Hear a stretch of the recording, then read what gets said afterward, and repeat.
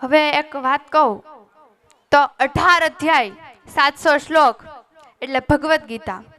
આખી ભગવદ્ ગીતા કોણે સંભળાવી? તો કે ભગવાન શ્રી કૃષ્ણએ. એમાં અમુક શ્લોક હા શ્રી અર્જુન બોલ્યા, અમુક સંજય બોલ્યા, અમુક ધૃતરાષ્ટ્ર બોલ્યા, પણ આખી ભગવદ્ ગીતા 18 અધ્યાય 700 શ્લોકની વધારે તો કૃષ્ણ જ બોલ્યા. અને આખી ભગવદ્ ગીતા છેલ્લે પૂરી થઈને ત્યારે ભગવાન શ્રી કૃષ્ણએ અર્જુનને શું કીધું ખબર? કે ભગવાન કૃષ્ણએ આખી ભગવદ્ ગીતા સંભળાવ્યા પછી છેલ્લે એટલું કીધું કે મારે તને જે કહેવાનું હતું ને એ કહી દીધું, હવે નક્કી તું કર, હું તો તારા રથનો સારથી છું. જે તું કહે તો રથને આગળ લઈ જાવ ને જો તું કહે તો રથને વાળી લઉં. આ જ્ઞાન આપ્યા પછી નિર્ણય અર્જુનના હાથમાં મૂક્યો.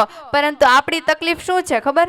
10% જ્ઞાન આપી 100% નિર્ણય આપણે ખુદને, પણ ભગવાન કૃષ્ણએ 100% જ્ઞાન આપ્યું ને નિર્ણય સામેવાળાના હાથમાં આપ્યો. આવા ભગવદ્ ગીતાના 18 અધ્યાયમાંનો એક યોગ એટલે કર્મયુગ.